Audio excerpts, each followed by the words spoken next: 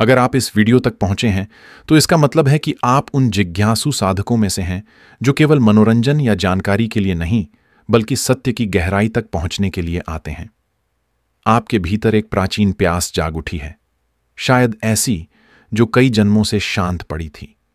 एक ऐसा प्रश्न उठा है जिसे न तो विज्ञान और न ही शास्त्र पूरी तरह उत्तर दे पाए हैं। मैं कौन हूं?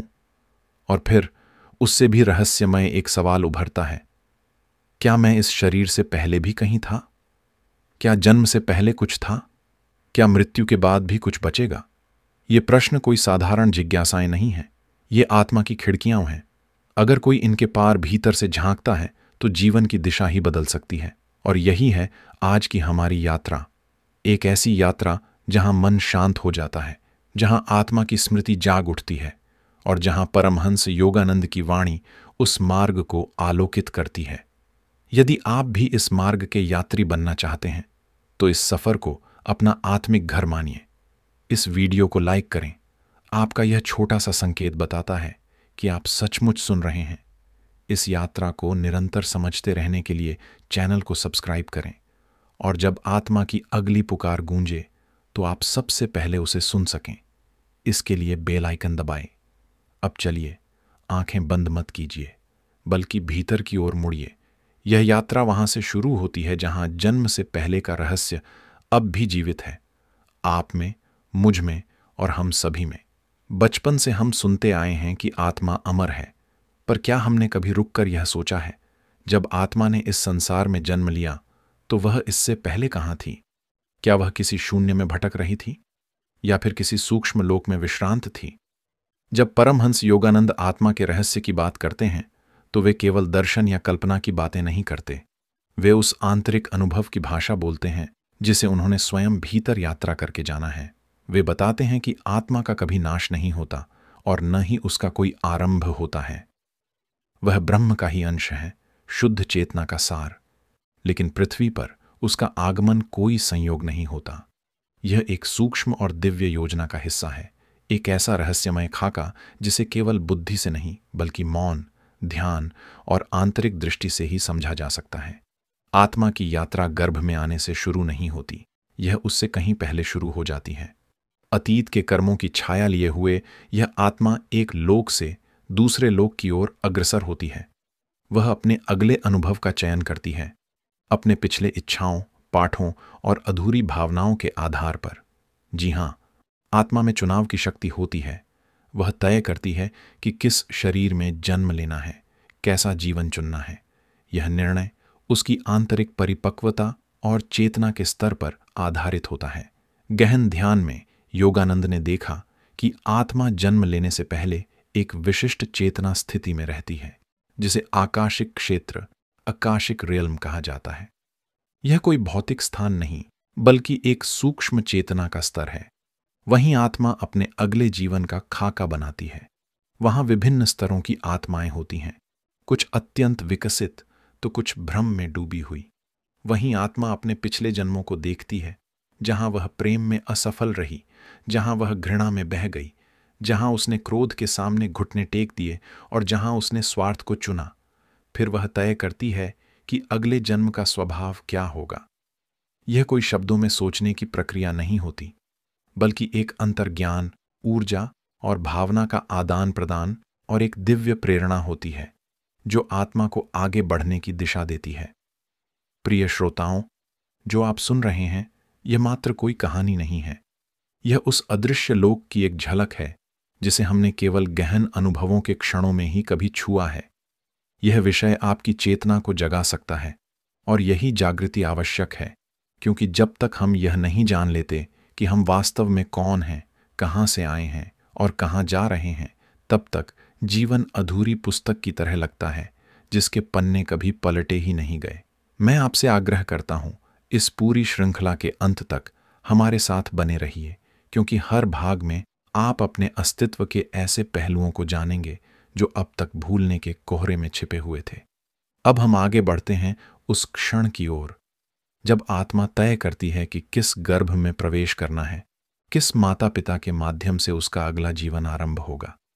क्योंकि आत्मा कोई बेतरतीब या निष्क्रिय शक्ति नहीं है, उसके हर जन्म के पीछे एक विशिष्ट उद्देश्य होता है।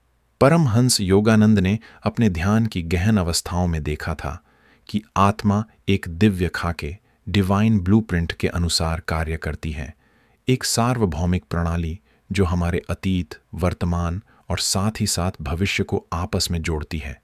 जब आत्मा किसी गर्भ को चुनती है तो वह केवल शरीर नहीं चुनती, वह उस वातावरण को चुनती है, उस संस्कृति को और उन कर्मों के प्रवाह को जो माता पिता के माध्यम से जुड़ने वाले हैं।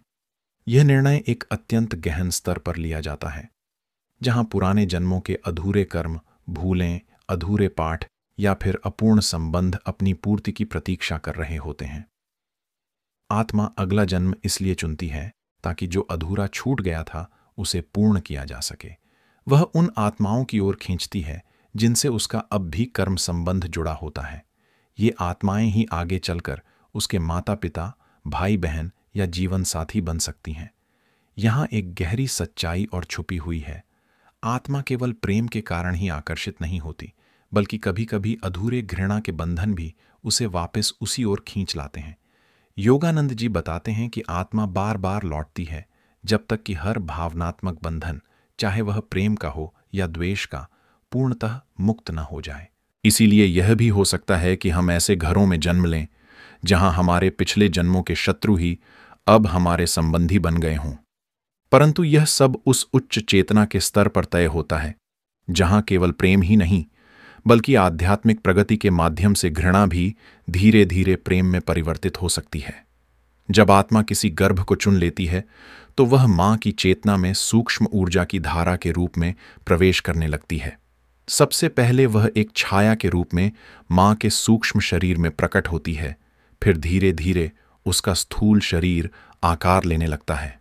इस चरण में अक्सर मां को सपनों में दिव्यता की झलक, भावनाओं की तीव्रता या कभी-कभी एक अलौकिक उपस्थिति का अनुभव हो सकता है, लेकिन अधिकांश लोग इन संकेतों को पहचान नहीं पाते। गर्भ में प्रवेश करने से पहले आत्मा को यह भी दिखाया जाता है कि आने वाले जीवन में उसे कौन कौन सी परीक्षाएं, संघर्ष और पाठ सीखने हैं। आत्मा उन सबको स्वीकार करती है क्योंकि वह जानती है कि यह यात्रा मुक्ति की ओर एक और कदम है। भले ही यह संसार कठिन लगे, पर आत्मा जानती है कि हर जन्म एक अवसर है, जागरण का, विकास का। यहां एक गुप्त आध्यात्मिक सत्य छिपा है जिसे परमहंस योगानंद जी ने साझा किया। जब आत्मा शरीर में प्रवेश करती है तो उसे मोह का आवरण ओढ़ना पड़ता है। वह भूल जाती है कि वह कौन थी, कहां से आई है और क्यों आई है। इसीलिए नवजात शिशु को अपने दैवीय स्रोत की कोई स्मृति नहीं होती। यह भूलना आवश्यक है, क्योंकि जब तक आत्मा भूलना नहीं सीखती वह कुछ नया सीख नहीं सकती। लेकिन यही आवरण हमारे सबसे गहरे दुख का कारण भी बनता है। हम अपने स्रोत को भूल जाते हैं और फिर हमें ध्यान के माध्यम से फिर से उसे याद करना पड़ता है। अब एक और प्रश्न उठता है, जब आत्मा गर्भ में आ जाती है, क्या वह उसी क्षण से जीवन का अनुभव करना शुरू कर देती है? क्या वह मां की भावनाओं, विचारों और इच्छाओं से प्रभावित होती है? उत्तर है हां।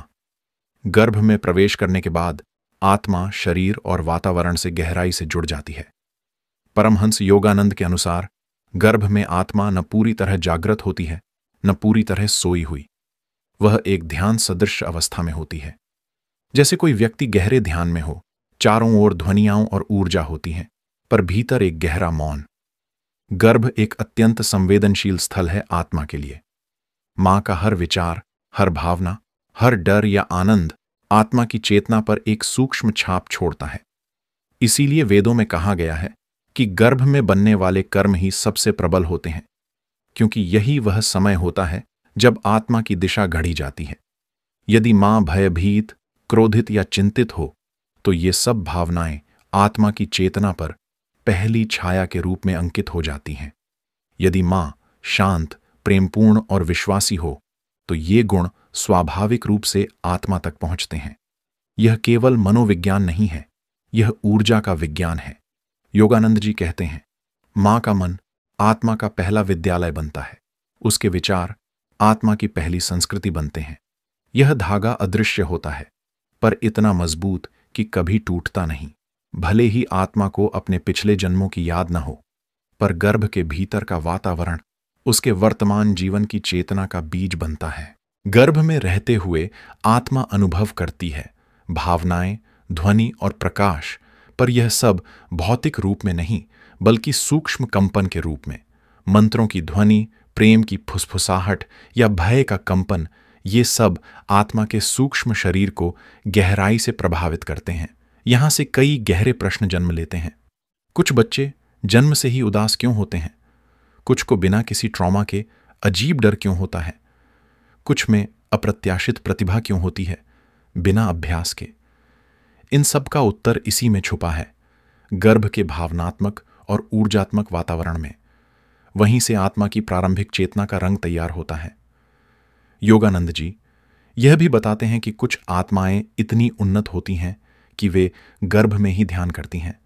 वे जन्म लेने से पहले ही ईश्वर को याद करती हैं और उन्हें अपने जीवन का उद्देश्य ज्ञात होता है। लेकिन ऐसी आत्माएं बहुत दुर्लभ होती हैं। अधिकांश आत्माएं गर्भ के आसपास की ऊर्जा से धुंधलित हो जाती हैं और उनके लिए गर्भावस्था एक प्रतीक्षा की अवधि बन जाती है, जैसे कोई यात्री स्टेशन पर अगली ट्रेन का इंतजार कर रहा हो। फिर आता है जन्म का क्षण। इस समय आत्मा धीरे धीरे पूरी तरह से शरीर में प्रवेश करती है। यही वह पवित्र क्षण होता है जब शरीर और आत्मा एक हो जाते हैं। और तब आता है जन्म का विस्फोट। यह केवल एक शारीरिक प्रक्रिया नहीं बल्कि एक आध्यात्मिक उद्गार है। जो आत्मा मां के भीतर छिपी मौन और अंधकार में शांत थी, वह अपना प्रथम श्वास लेती है। लेकिन यह श्वास केवल हवा नहीं होती, यह पृथ्वी से आत्मा की पहली बातचीत होती है। और जब नवजात शिशु रोता है तो वह अपने अस्तित्व की घोषणा करता है, एक ऐसी दुनिया में जो उसके लिए पूर्णतः अपरिचित है। परमहंस योगानंद इस पहले रोने को केवल पीड़ा की प्रतिक्रिया नहीं मानते। वे कहते हैं, यह आत्मा का भूलने का संकेत है। शिशु रोता है क्योंकि आत्मा पहचान लेती है कि वह एक बार फिर माया की दुनिया में आ चुकी है, एक ऐसी दुनिया जहां उसे फिर से याद करना होगा कि वह कौन है। उसे अपने सत्य स्वरूप को पुनः खोज निकालना होगा। जन्म के साथ आत्मा की देह धारण की यात्रा पूर्ण होती है। यही है पहला संस्कार। जैसे प्राचीन आर्षि कहते थे, एक ऐसी छाप जो आत्मा के चित्त पर अंकित हो जाती है। यह क्षण आत्मा का पहला अनुभव है शारीरिक सीमाओं का। त्वचा का स्पर्श, ध्वनि की तीव्रता, प्रकाश की चुभन, यह सब आत्मा को जैसे झकझोर देता है, क्योंकि वह अब तक सूक्ष्म लोकों में थी, जहां न भूख थी, न पीड़ा, न बंधन। अब वह एक शरीर में बांध दी गई है। और यही है माया का खेल, जो असत्य को सत्य की तरह प्रस्तुत करता है। यहां एक गूढ़ सत्य छिपा है। जन्म के बाद भी शिशु के भीतर उसके पिछले जन्मों की ऊर्जा रहती है। उसकी आंखों में, उसकी मुस्कान में, उसके मौन में कुछ ऐसा होता है जो इस जीवन से पहले का होता है। योगानंद जी कहते हैं, यदि कोई योगी ध्यान की दृष्टि से नवजात शिशु को देखे तो वह आत्मा की पुरानी यात्रा की झलक पा सकता है। पर आम लोगों के लिए वह सिर्फ एक मासूम बच्चा होता है। जैसे ही जन्म होता है, दुनिया आत्मा को अपने ढांचों में बांधना शुरू कर देती है। एक नाम दिया जाता है, एक धर्म सौंपा जाता है, एक भाषा सिखाई जाती है, संबंध परिभाषित किए जाते हैं। ये सब आवश्यक हैं, पर इसी प्रक्रिया में आत्मा धीरे धीरे अपने सत्य स्वरूप को भूलने लगती है। जिस क्षण उसे बताया जाता है, तू यह है, उसी क्षण वह भूलने लगती है कि वह क्या थी। इस प्रकार आत्मा की यात्रा बाह्य रूप से जीवन के चरणों में चलती है, बाल्यकाल, किशोरावस्था, युवावस्था, परंतु साथ साथ एक अदृश्य आंतरिक यात्रा भी चलती है जो आत्मा को उसके सत्य तक लौटने की राह पर ले जाती है। यह जीवन न दंड है, न दुर्घटना। यह एक अवसर है याद करने का, जागने का, लौटने का। पर यह समझ धीरे धीरे आती है। ज्यादातर लोग अपने संपूर्ण जीवन को सिर्फ अपने नाम, शरीर और पहचान समझते हुए जीते हैं, और इसी भ्रम में आत्मा की बाह्य यात्रा शुरू होती है, पर अंदर ही अंदर एक आत्मिक खोज भी चल रही होती है। अब प्रश्न उठता है, क्या आत्मा को जीवन भर ऐसे संकेत मिलते हैं जो उसे याद दिलाते हैं उसका सच्चा स्वरूप? हाँ, बिल्कुल मिलते हैं। ये संकेत बार बार आते हैं, लेकिन इतने सूक्ष्म होते हैं कि अधिकांश लोग उन्हें पहचान नहीं पाते। वे सपनों में आते हैं, संगीत की ध्वनि में गूंजते हैं, कभी किसी अनजाने चेहरे को देखकर एक अजीब सी पहचान का अनुभव कराते हैं, जैसे कोई भूली हुई भाषा किसी शब्द में फिर से सुनाई दे। आत्मा चौंकती है, ये कहाँ से आया? पर मन तुरंत कहता है, ये तो बस एक भ्रम है। योगानंद जी हमें याद दिलाते हैं, आत्मा कभी पूरी तरह अज्ञान में खोती नहीं। वह भले ही आवरण में ढकी हो, पर उसके भीतर कहीं गहराई में उसे यह पता होता है, उसका मूल कहीं और है। इसीलिए तो जब जीवन में सब कुछ ठीक चल रहा हो, फिर भी भीतर कुछ अजीब सी बेचैनी रहती है, एक अधूरापन जिसे हम समझ नहीं पाते, पर वह हर बार खुद को महसूस कराता है। यह अधूरापन दरअसल आत्मा की स्मृति है, उस सत्य की स्मृति जिसे उसने कभी जाना था। जीवन के अनुभव, चाहे वे सुखद हों या दुखद, आत्मा के लिए कभी सिर्फ घटनाएं नहीं होते, वे होते हैं द्वार, जिनके माध्यम से आत्मा स्वयं को जानने की कोशिश करती है। जब गहरा दुख हृदय को झकझोरता है, तो भीतर से एक आवाज आती है, तू इससे कहीं बड़ा है। और जब कोई प्रेम हृदय को छू जाता है, आत्मा को अपने मूल रूप की एक झलक मिलती है, लेकिन फिर वह झलक खो जाती है, आत्मा फिर भूल जाती है। पर यह भूलना स्थायी नहीं है, बीज बो दिया गया है और स्मृति फिर से लौटेगी। आत्मा को जो संकेत मिलते हैं, उनमें सबसे शक्तिशाली संकेत है आकर्षण। आत्मा खींचती है, कभी किसी विशेष स्थान की ओर, कभी किसी व्यक्ति की ओर, कभी ध्यान, संगीत या प्रकृति की सुंदरता की ओर, और उसे पता नहीं होता क्यों। पर भीतर कहीं एक प्राचीन स्मृति जागने लगती है, वही स्मृति जो जन्म से पहले थी और जन्म के बाद भी शांत रहकर जीवित रही। कभी कभी आत्मा किसी विशेष व्यक्ति से मिलती है और तुरंत महसूस करती है कि यह संबंध पुराना है। यह केवल भावनात्मक नहीं होता, यह एक आध्यात्मिक स्मृति होती है। लेकिन यह स्मृति मन में नहीं रहती, यह आत्मा में होती है। और जब यह स्मृति हलचल में आती है, तो एक नया मार्ग जन्म लेता है। पर समाज, शिक्षा, संस्कृति बार बार आत्मा को भटका देते हैं। हमें सिखाया जाता है कि जो दिखाई दे रहा है वही सत्य है, पर आत्मा का आकर्षण हमेशा उस ओर होता है जो अदृश्य है, सूक्ष्म है। यही इस यात्रा को इतना चुनौतीपूर्ण बनाता है। और फिर भी यही है वह एकमात्र यात्रा जो आत्मा को उसकी जड़ तक ले जाती है।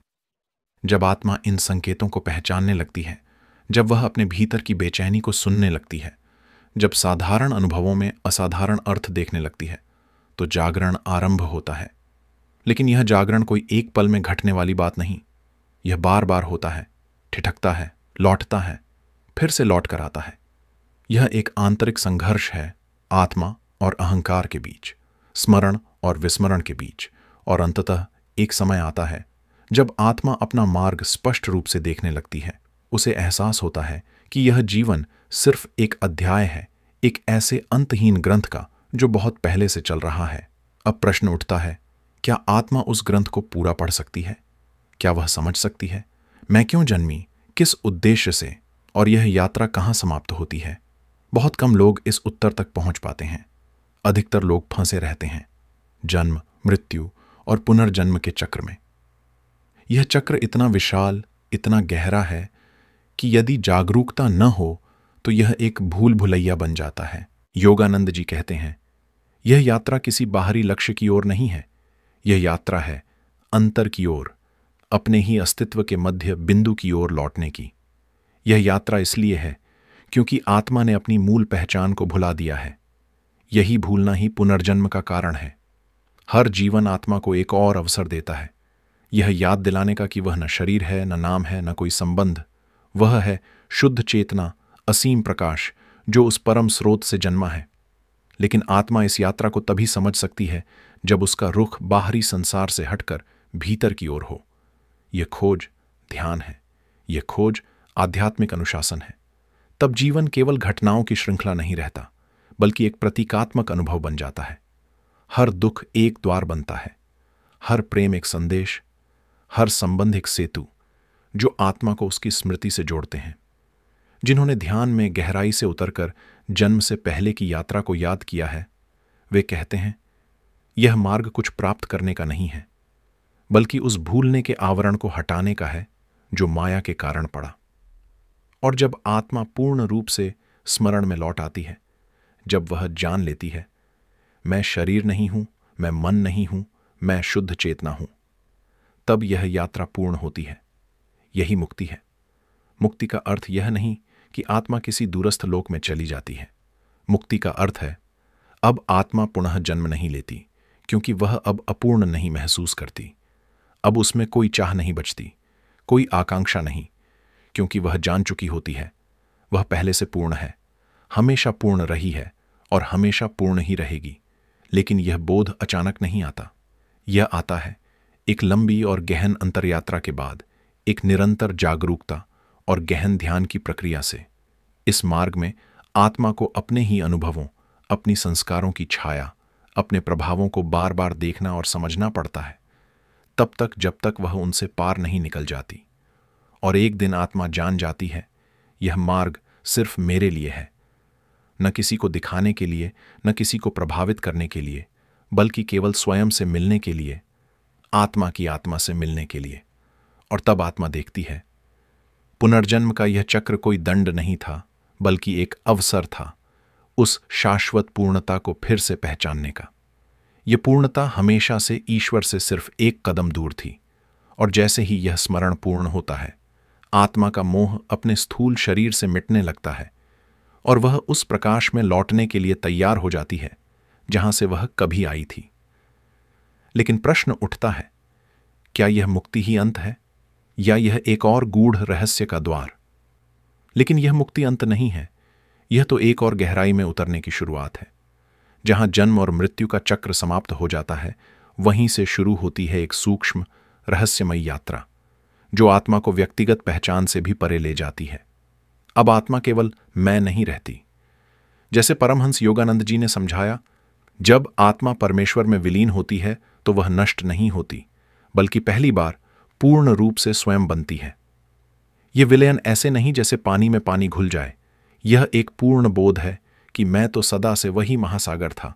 अब आत्मा मुक्त है, नाम, शरीर, कर्म किसी से बंधी नहीं।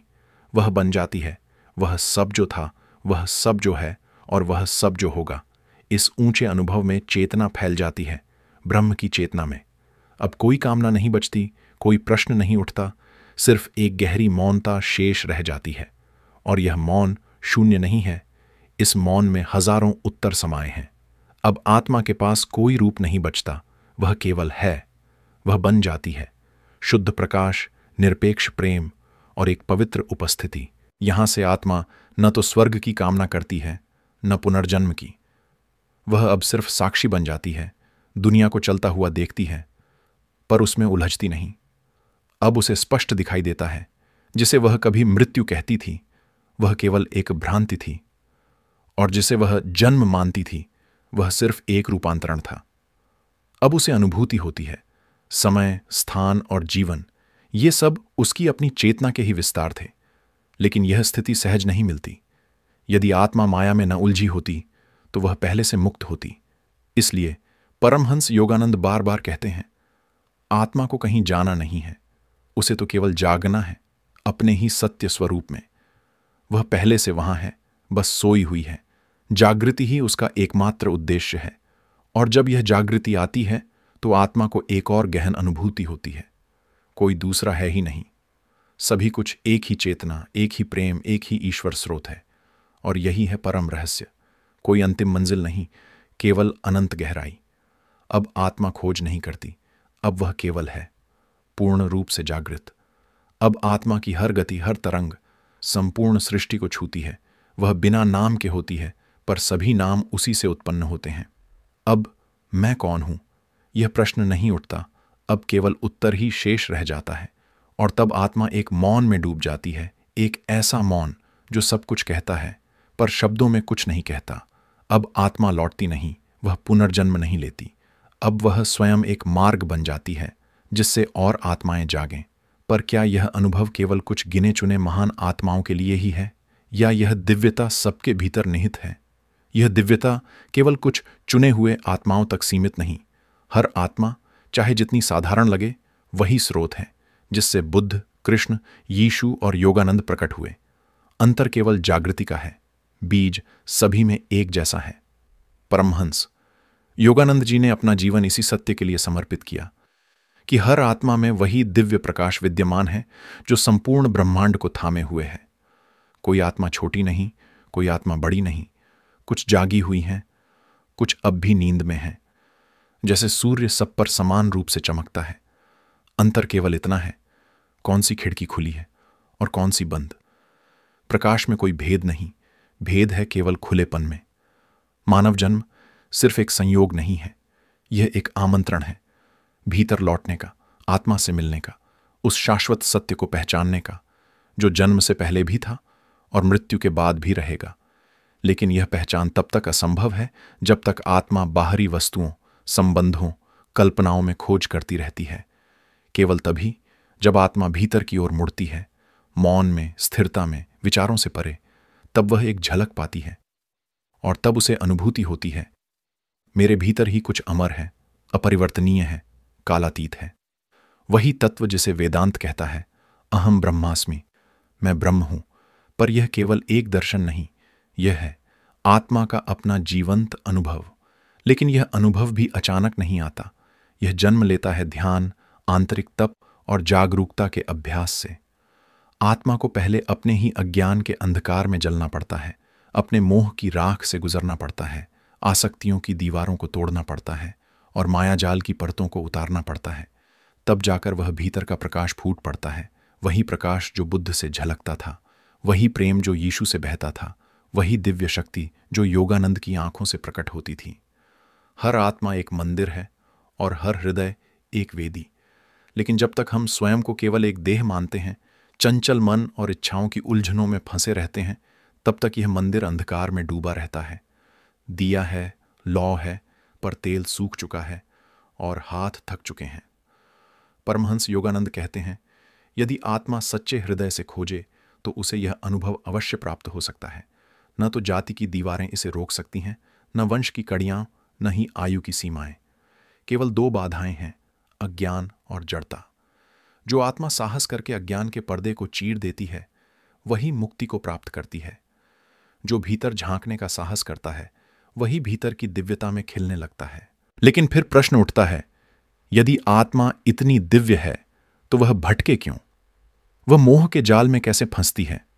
और यह माया इतनी शक्तिशाली क्यों है कि सत्य पर पर्दा डाल देती है? माया सुनने में सरल, पर इसके भीतर का रहस्य असीम है। यह कोई साधारण भ्रम नहीं, यह संपूर्ण सृष्टि की छाया है। यह वह पर्दा है जो आत्मा और परम सत्य के बीच खींचा है, इतना घना कि प्रकाश की उपस्थिति में भी अंधकार अनुभव होता है। और इस अंधकार में भी एक क्षीण आशा की किरण, एक झलक, एक निमंत्रण छिपा होता है। योगानंद इसे ब्रह्म की सर्जनात्मक दिव्यता का स्वप्न कहते हैं। माया ही है जो ब्रह्मांड को रचती है, उसे चलाती है और अंततः लय भी करती है। यही माया आत्मा को देह में बांध देती है, यही माया समय और स्थान का बोध कराती है, यही मृत्यु को भयावह और जीवन को सीमित बना देती है। और यही उसका सबसे बड़ा छल है, आत्मा को यह यकीन दिला देना कि वह बस यह शरीर है, यह नाम है, यह स्मृति है। और जब यह विश्वास जम जाता है तो आत्मा अपनी दिव्यता को भूलकर बाहर दौड़ने लगती है, सुख की तलाश में, पहचान की तलाश में, स्थिरता की तलाश में, बिना ये जाने कि वो स्वयं ही इन सब का स्रोत है। माया मोहक है क्योंकि यह इंद्रियों को रंगों में, रूपों में, स्वादों और गंधों में उलझाए रखती है। यह कान में फुसफुसाती है, बाहर देखो, बाहर खोजो, बाहर ही सब कुछ है। और इसी दौड़ में शांत, मौन, निर्मल आत्मा भीतर के एकाकी सौंदर्य को भूल जाती है। परंतु माया शत्रु नहीं है, यह एक परीक्षा है। यह आत्मा को इसलिए टकराव देती है कि वह विकसित हो, संघर्ष करे, जागे और फिर अपने सत्य को पुनः पहचान ले। जिस प्रकार एक योगी अग्नि में बैठकर तप करता है, वह अग्नि उसे जलाने नहीं आती, वह उसे शुद्ध करने आती है। माया तब तक मनमोहक लगती है जब तक आत्मा यह मानती है कि वह उसी पर निर्भर है।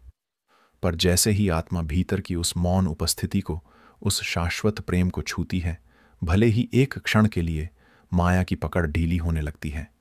क्योंकि योगानंद का अंतिम संदेश यही है, स्वयं को जानो और जान जाओगे तुम कभी जन्मे ही नहीं थे, तुम सदा थे और सदा रहोगे।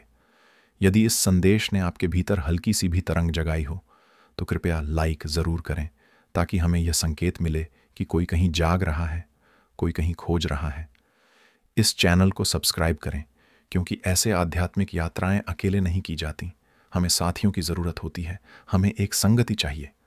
बेल आइकॉन दबाएं ताकि आत्मा की अगली पुकार आप तक बिना विलंब पहुंच जाए।